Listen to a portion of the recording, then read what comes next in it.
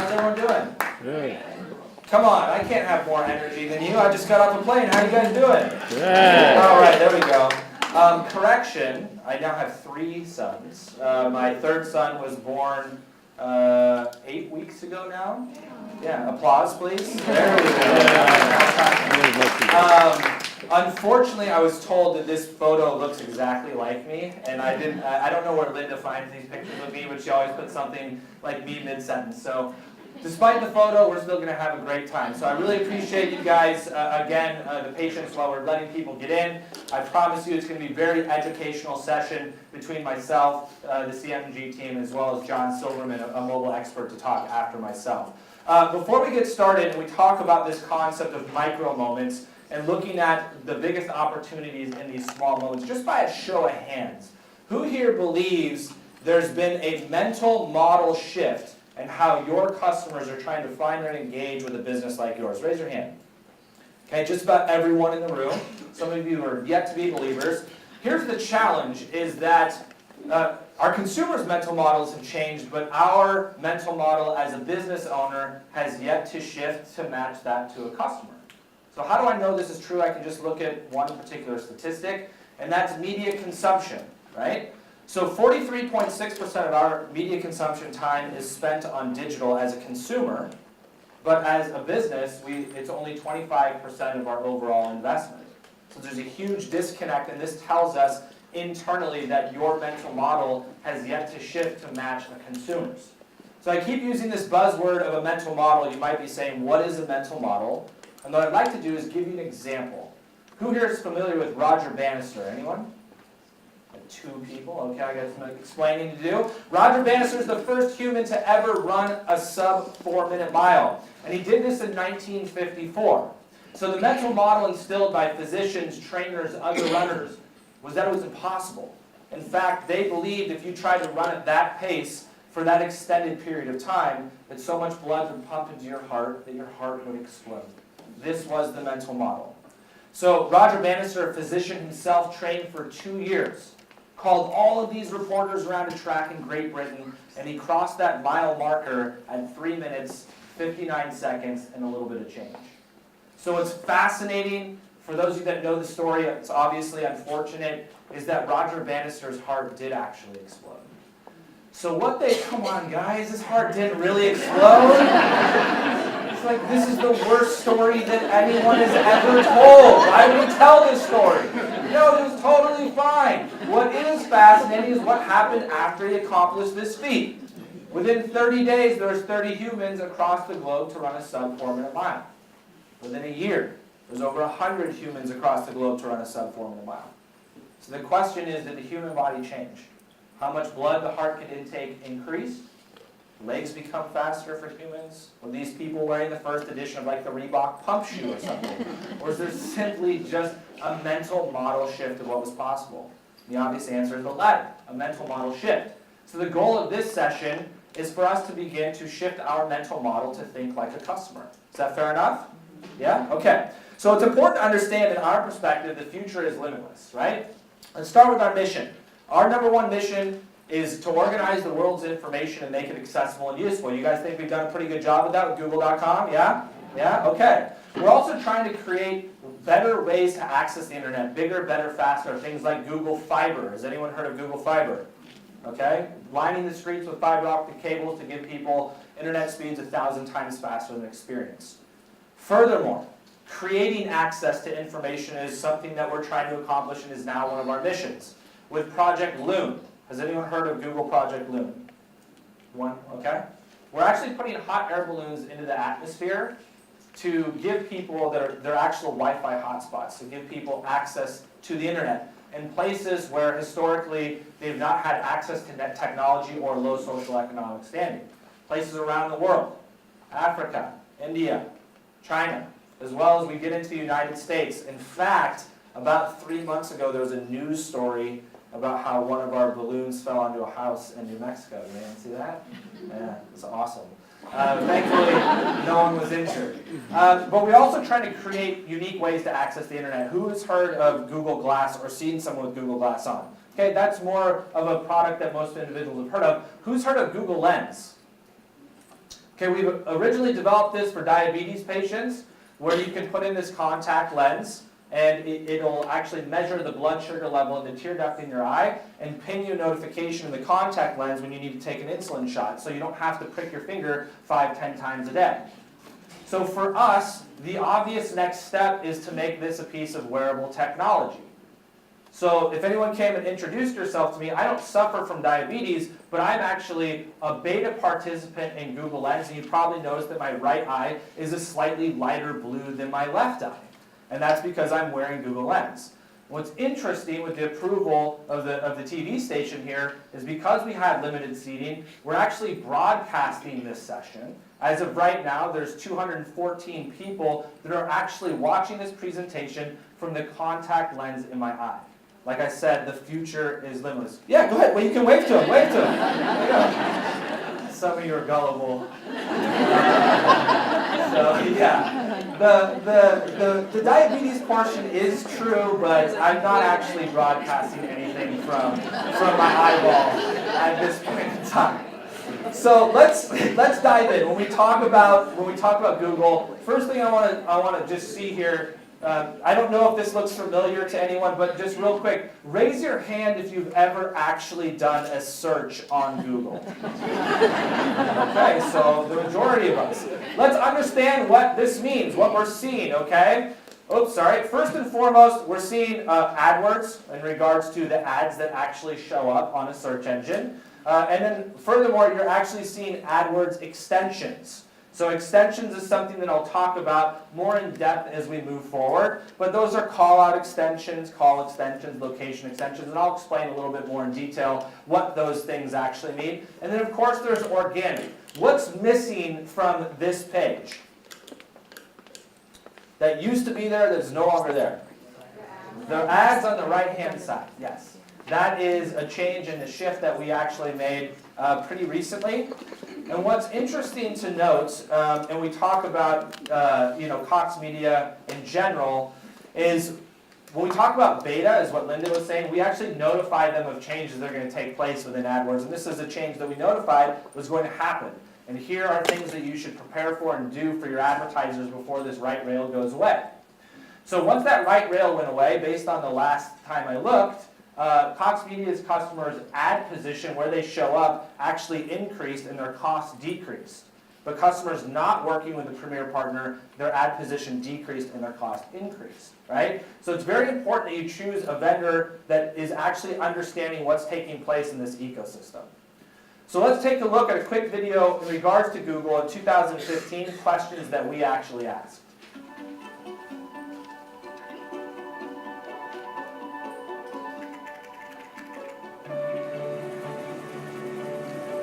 For the people out there wondering what this is all about.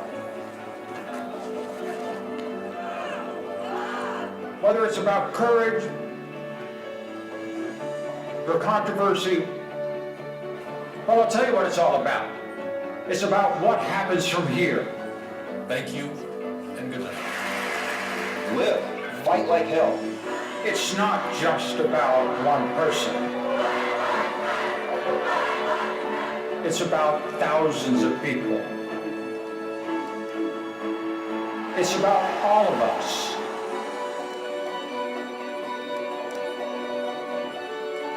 Accepting one another.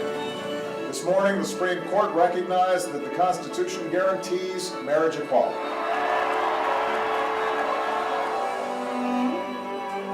We're all different. That's not a bad thing. That's a good thing. And while it may not be easy to get past the things you don't always understand, it is absolutely possible if we only do it together.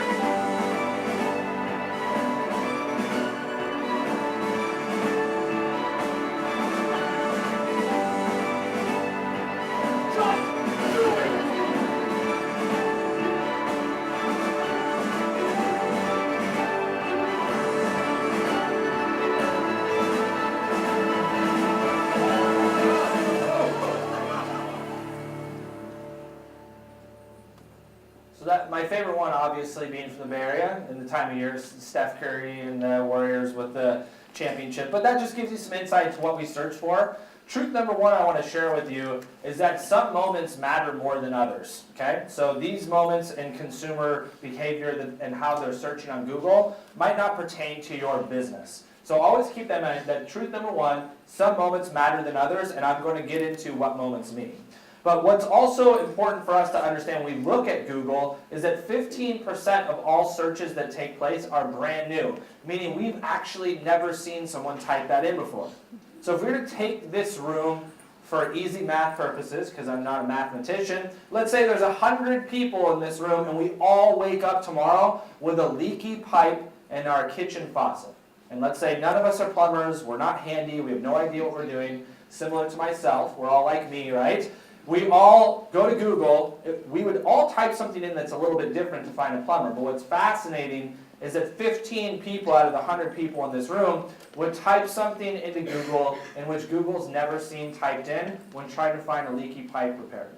So it's really interesting when we think about what this means and how it pertains to your particular business. 15% of the marketplace that's looking for your business is typing something in that no one's ever typed in to find a business like yours.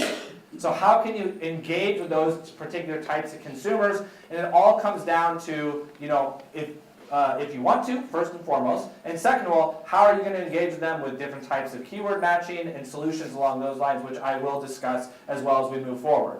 But the main reason that we're seeing such an increase in regards to new search queries is because of mobile, right? You can now talk into your phone and it tells you tell what to search. Like you can say Google Now, and it'll actually do a search for you.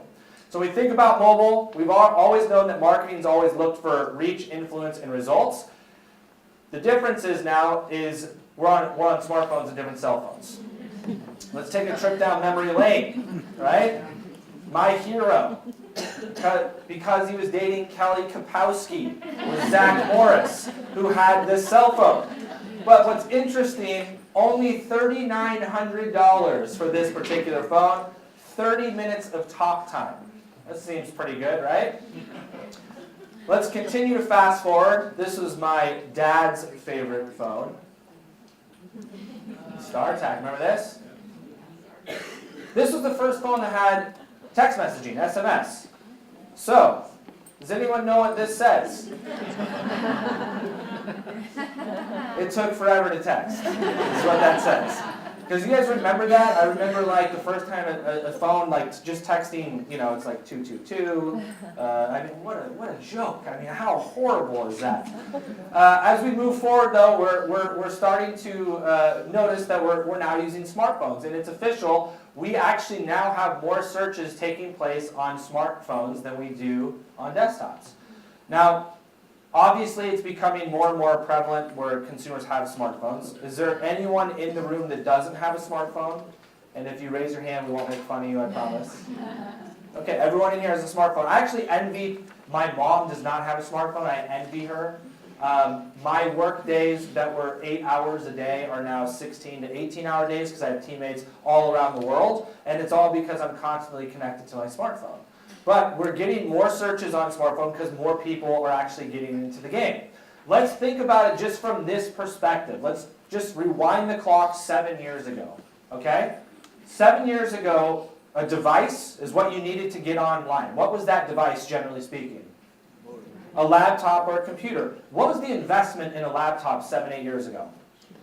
Over $1,000 probably, okay? Then I had to take that baby home, and I had to call an internet provider, an AT&T, a Cox, whomever, and at that time to get like DSL installed into my house, over $100, well over $100 a month, correct? It simply priced a lot of people out of access.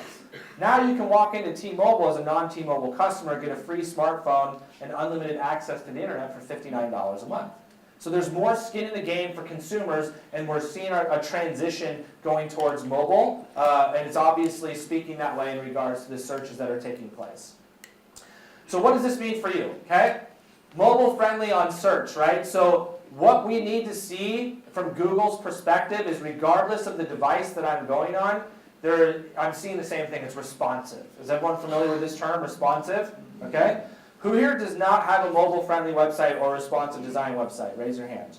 Okay, so a couple of you in the audience. This is actually fantastic. If this was 18 months ago, about 75% of the room would raise their hand. As of right now, we're at about 45% of small businesses have a mobile-friendly website. Who knows why it's so crucial to have a mobile responsive site? Anyone want to guess? What happened on April 21st last year? Mobile-geddon, is that what someone just said? Mobile-geddon. Is everyone familiar with what mobile-geddon is? Okay, for those who are unfamiliar, we came out and said, okay, consumers that are searching on their mobile device are having a very, very poor user experience if we're guiding them to non-mobile friendly sites. Now, it's important for us to understand that our main concern at Google is all of you. Not you as a business owner, but you as a consumer, a user of Google. And if you're having a bad experience via us guiding you to non-mobile friendly sites, then we're going to make a change. How do we know you're having a bad experience? Well, 86% of consumers that land on a non-mobile friendly site leave. 67% of those consumers that leave go to a competitor's website. This tells us you're having a poor experience on Google. So we made this transition to say, if you do not have a mobile friendly site, then we will start to de-rank your website, both on organically, your page rank, as well as your quality score in AdWords. So if you do not have a mobile site, or if you have a shadow of a doubt, you can simply pull out your smartphone and do a search on Google for Google Mobile Test Tool. And then type your URL in there, and it'll tell you if you have a mobile-friendly site or not. Make sense? We have to have a similar experience regardless of device that we're going on, and furthermore, it has to be frictionless. Our attention span today as a consumer is so short, and we expect this frictionless experience, and those expectations are certainly very high. We have to have we have to be across different screens, like I mentioned, television to laptop, desktop, mobile device, tablet, etc. So when we're doing this, when we're actually across different screens, we actually get an increase in lift in not only recall, but a lift in reach, as well as a lift in frequency. So what's interesting is you'll never meet someone at Google who says the best marketing strategy for your business is to put all of your money into Google AdWords. We firmly believe you have to diversify to get more frequency and reach within your customers. Because today's consumer consults 14.8 sources of information before they actually make a purchase. So those aren't all just on Google or searches. There's different spectrums across different parts of the consumer journey, and your reach to those individuals is absolutely crucial. Now, there's always been this term like, let's go online. We don't go online anymore. We literally live online. We have our smartphones in our pockets 24 hours a day, right? Does anyone here put their phone on their nightstand at night? Anyone use their phone as their alarm clock?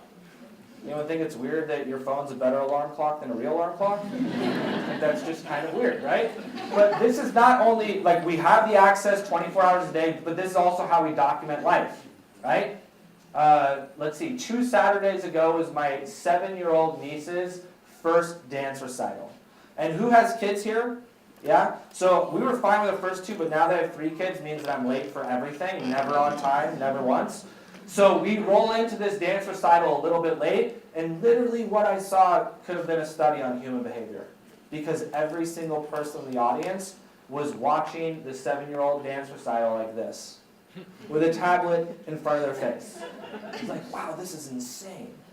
And this one guy was particularly annoying with his support of his daughter.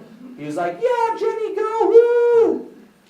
And Jenny sucked. Like, she wasn't even good. She wasn't even one of the good ones up there. Just as an FYI, we'll cut her a little slack because she's only 7. But I kind of shot him a glance. And you know when you shoot someone a glance, they kind of shoot that you can feel someone staring at you, right? So he automatically turns like this, and you know when you get caught staring at someone, you kind of like, oh shoot, you know, you look down, what time is it? I'm not even wearing a watch, this is embarrassing. And he says one thing, he goes, this is the iPad mini. Okay. Thanks, dude. It's like the resolution on this is incredible.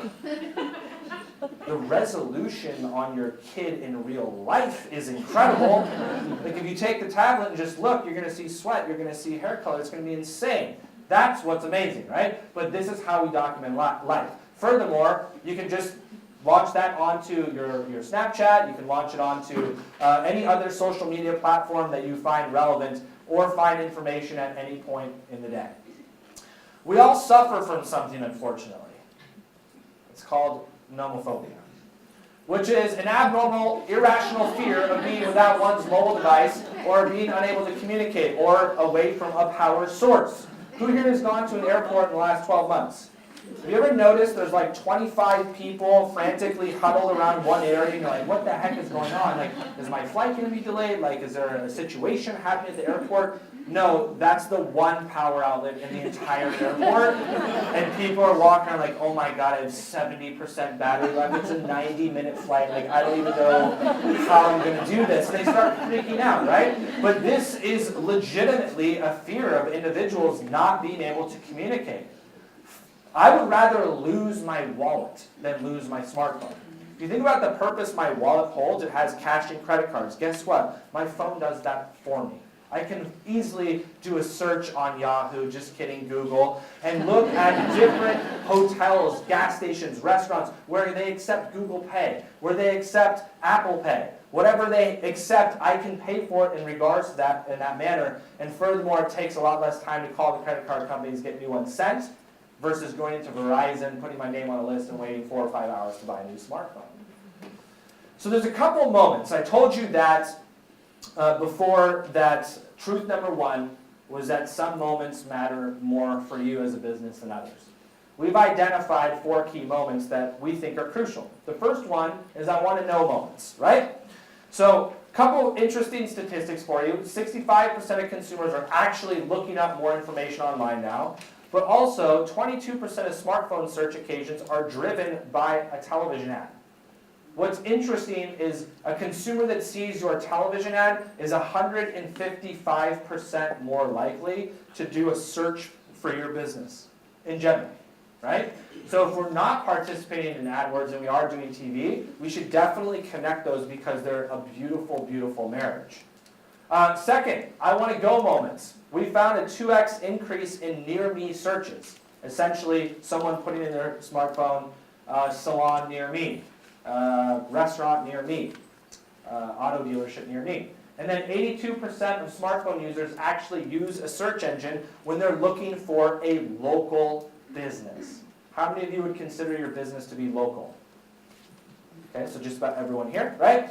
So it's actually crucial, right? So we're doing this when we want to go. And then I want to do moments. I'll come on this side so I'm not blocking you guys. So we talk about I want to do moments, right? 91% of smartphone users turn to their phone for ideas while doing a task. So this is actually interesting. And then 100 million plus hours of how-to content have been watched on YouTube in the past year. So my wife brought home a chandelier. And no idea why she wanted a chandelier. And I said, you know what, I can install this because I don't know if there's any electricians here, but doing initial research, the cost of installing a chandelier is pretty darn expensive. So I researched on YouTube how to install a chandelier. And a local contractor filmed a video, or his son filmed him on an iPad on installing a chandelier. Now, in the first 45 seconds of this video, I knew I had no shot in hell of installing the chandelier. So I actually contacted this electrician because he was local. And he came and installed the chandelier. That's how I know his son filmed him on his iPad and posted it to YouTube. Right? So when we talk about how-to videos, think about your business. Think about your industry. What would people want to know? Right? How to do something. In regards to the amount of searches that are taking place on YouTube in regards to that would be very crucial for your business to actually populate something along those lines. Furthermore, when we think about I want to do, right? When we talk about this aspect, it's also asking questions. So we did a study where we found 5,000 customers who hired a roofer from doing a search on Google. Okay? And we asked them, you know, how did you start your search journey? And what's interesting is 73% of them, the first thing they typed in to Google was, what are the signs that I need a new roof?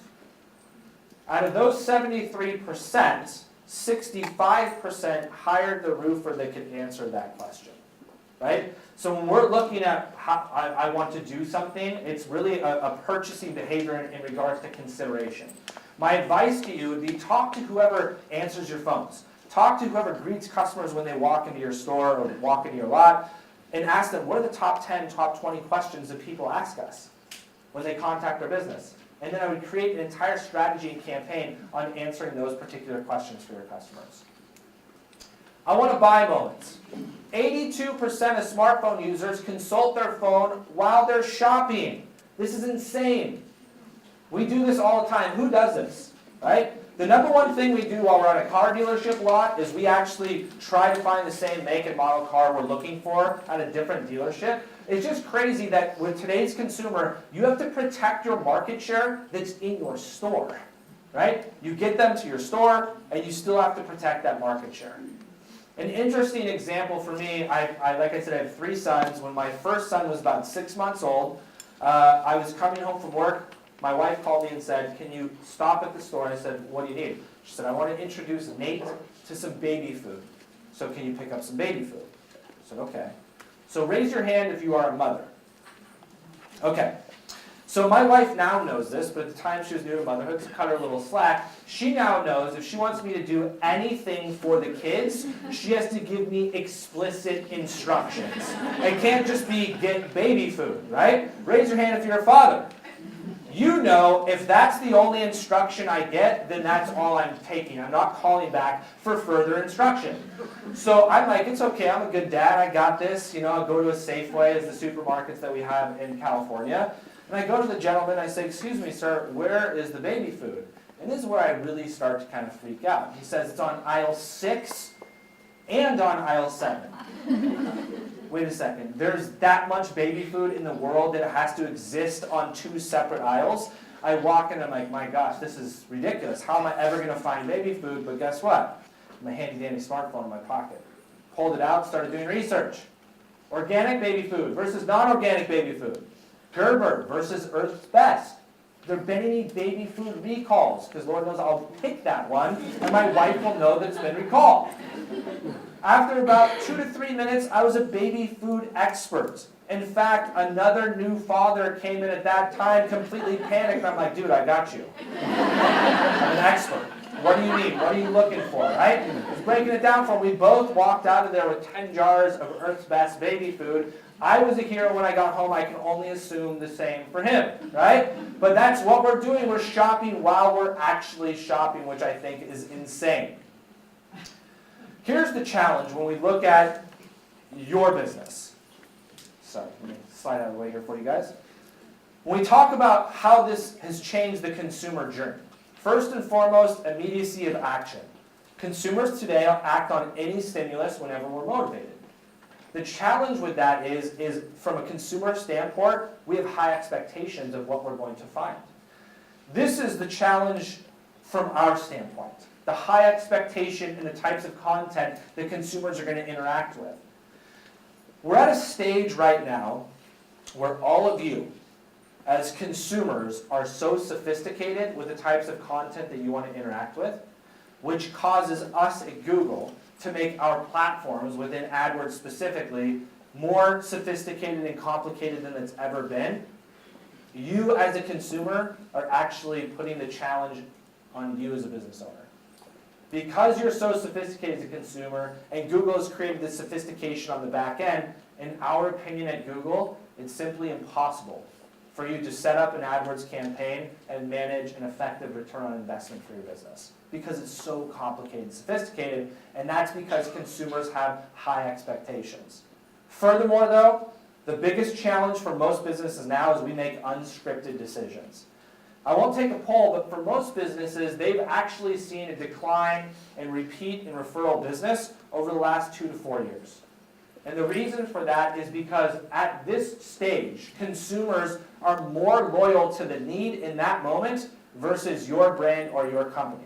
and we're willing to work with someone, a different type of business, different company, different brand, based on their availability at that particular need. So repeat and referral business, unfortunately, actually decreases. What we find is that 65% of decisions start on mobile and end somewhere else. What's also interesting is that 90% of us will cross between different devices to accomplish one task over a period of time. So the challenge is that we can't just have a fantastic desktop strategy or just a fantastic mobile strategy. We have to be effective on both in reaching a consumer regardless of their device. What's crucial is that we understand the context of individuals and how they're searching based on time, location, and device. A consumer at 11 p.m. that's on their laptop at home is probably a different customer in regards to where they are versus 12 in the afternoon on a mobile device searching for your particular type of business. So context, time, location, and device are something that's crucial that we have to consider as well. So when we look at this, life is a collection, right? These are different moments that are going to take place within everyone's day. But what's important is remember that some moments matter more than others, and we have to find those particular micro moments within our business. When we talk about moments, identifying these moments within your business that are important for the types of customers you want to attract is the most important thing that you can do. And what's interesting is that the Cox Media team has insight, okay, it's still there, has insight into particular industries and your goals that you want to set up and what moments make the most sense and how to attract consumers that are within those specific moments. When we think about it, video has to be a component of this today. Remember when I told you that a consumer that sees a television ad is 155% more likely to search for your brand?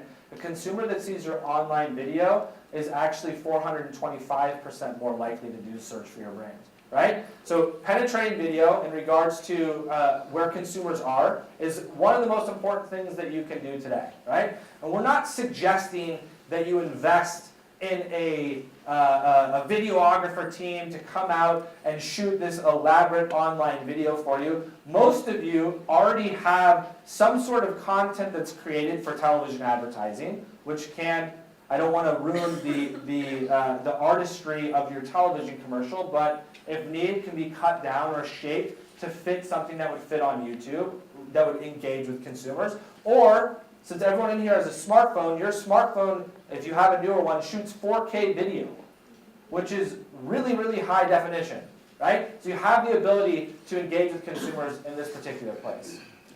When we talk about video, right? And we talk about how we're showing video across all these different devices and across 1 billion viewers per day, it's across all these different devices where consumers are looking. Even gaming. All crucial because it's part of the buying journey for your consumer today. So 3 things that you have to understand, and really one of the last things that I want to leave you with before I come back, before I hand it over to John Silverman. The first thing is identify your micro moments. Absolutely crucial to understand who your customer is. Now, here's what I want to tell you. I think measuring your audience is the first thing that you should do. Who is your audience? That's absolutely crucial to understand what type of customer you want to target from a demographic standpoint. But we must realize that intent actually trumps your audience, the identity of that particular customer. So we have to understand if we can formulate some sort of scenario where we can get the audience segment that we want, as well as the specific type of intent that they have, is a winning formula for you to be successful with today's particular consumers. So identify those particular moments. If you're having a challenge identifying what those moments actually are for your business, I would suggest sitting down with one of the Cox folks to figure out what those moments might be for your business. Deliver on those needs in the moment, and then lastly, measure those particular moments that matter. Having some sort of tracking set up is absolutely crucial to attribute what's taking place within your digital as well as offline marketing. So a couple things. So you know what I think about ad extensions. Is anyone familiar with ad extensions? Extensions, yeah, okay. Does anyone ever click on ads anyway? No? Okay. Never mind. So ad extensions, like some really cool stuff has actually taken place and actually happened within ad extensions. One of the greatest ones, in my opinion, is the call button. Who loves that when you do a search and you see the call button? Raise your hand if you've ever used that. Okay, so most of you, yeah, that's an ad, by the way. So for all of you that said you've never clicked on an ad, just so you know. But it's all about creating better user experience, right? Does everyone remember what this scenario was in the past? It was like you do a search on your smartphone, you click on a site, you'd zoom in, scroll over to contact us, you'd zoom in, and you press like, dang, it's not, I can't click on it. You'd be like, okay, Julio, I'm going to remember 757, and you remember 1324, okay? And I close it out, go into my phone log, 757. Hey, nice job. You remembered it. It's usually your buddy who's not paying attention to you, and you have to go back in and do it. What a horrible user experience, right? But really, there is 11 different ad extensions available right now, and there's actually a 20% boost in click-through rate when we talk about your ad extensions. Click-through rate is the most important contributing to quality score. And I know that we're running behind, but I just want to tie this in and why ad extensions are so important. I'm going to give you guys the secret sauce that you might not know of, which is the ad rank formula for AdWords. Now, not to be mistaken of PageRank for organic formula, that's actually taped under one of these seats in here as a parting gift. But the AdWords formula is simply this: quality score plus max CPC, or your CPC, or cost per click, plus the perceived boost in using ad extensions is going to equal your ad rank. So the reason I wanted to hit on this is because this, utilizing and leveraging ad extensions, is actually part of your ad rank formula and how you actually show up on a search engine result page.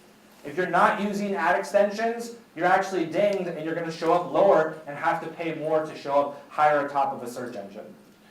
So we talk about remarketing. Is anyone familiar with remarketing? Stalker ads is what I like to call them. In reality, this is how it looks, right? When someone goes to your site, you have a tag, or I'm sorry, you install a remarketing tag, they visit your site, they leave, you retarget those users, and then they come back. What's interesting is that a consumer that sees your remarketing ad is 1,043% more likely to do a search for your brand, and your conversion rate increases by 960%, right? So that is an absolute must if you're participating in AdWords. Please consider including some sort of remarketing efforts because your conversion rate increases, which makes the entire value of everything that much more. And then also, when we talk about Google My Business, or what's commonly known as Maps, 72% of consumers who search for local information on smartphones visited a store within 5 miles from them. So it's crucial. When I talk about location, is absolutely crucial. What if you could market to consumers that are located within 5 miles from your business? Wouldn't that be amazing? You can do that, by the way. And it's actually much more granular detail than that as we move forward. What I think is still crucial is that consumers still want to call you, right? 57% of individuals actually call to your business to talk to a real person. So at the end of the day, your consumer that is going through all of this data digging on search engines and everything digital, they still want that human interaction when everything is said and done. When we talk about mobile, it triggers 3 things very, very rapidly. When we talk about what you want to have happen in your marketing efforts, it's likely you want someone to call you, you want someone to buy something, or you want someone to visit your store. Would you say those are your top 3 priorities in marketing? Yeah? Consumers that do a mobile search and actually call your business, they actually call your business, or 56% call within 1 hour. 54% make a purchase within 1 hour, and 51% visit a store within 1 hour. So if you're looking to trigger those things rapidly, that's what mobile is all about. Here's the call feature that I was talking about. For those of you that don't have a mobile site or are really just interested in getting phone calls, you can set up a call-only campaign where the only thing that a consumer can do is click that call button on their mobile device to contact your business, which is pretty unique. And we piloted this to start with CMG and then saw some very good results. And so we're implementing it for all that are interested. And one of the challenges, final thought just about as I leave you here, is attributing and evaluating and optimizing the entire consumer journey. What we've been told to do for years in regards to evaluating our marketing efforts is based on last point of conversion, right? And putting every single thing in a bucket or silo. What did my phone book advertising do? What did my TV advertising do for me? What about my online display, my mobile, my video, my online video, my remarketing, right? If we're measuring those in different silos based on the leads or customers that each one of those marketing channels generated, then we're not attributing the entire value. Because of all those statistics that I shared with you earlier, consumer that sees a remarketing ad, 1,043% more likely to search for your business, conversion rate increases by 960%. All of those statistics are based on the level of influence that each marketing channel has. So I challenge you as you move forward, and remember, the third thing I left you was to measure the moments that matter. Measure the moments that matter in regards to influence of your entire marketing strategy instead of identifying which marketing channel is providing the most amount of leads for your business. Does that make sense for you guys? Yeah? Okay.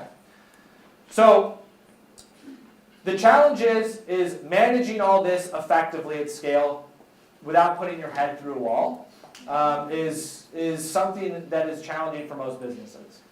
About 5 years ago, we saw the shift in behavior and the mental model of you all as consumers. So we decided that we need to invest in premier partners like Cox to ensure that they could be our arm, our ear, our extension into the marketplace and be our partner. Right? 5 years ago, we had five, or I guess it was 6 years ago now, we had 5 employees on my team. Today there's over 215 across 7 countries. When I started at Google 3 years ago, I was one of one person in the entire world that did what I do. So to quote one of my personal heroes, Ron Burgundy, I was kind of a big deal.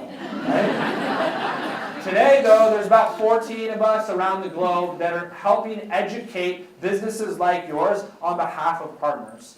Furthermore, we hold our partners to the highest of standard, as an FYI, and we actually require every single person that you would deal with from Cox to be certified in AdWords, Google certification, as well as hold them to higher standard of customer satisfaction as well as results than we would any other partner in our book of business. So with that, I want to go ahead and introduce John Silverman from Cox. John, come up, but thank you guys so much for your time. I really appreciate it.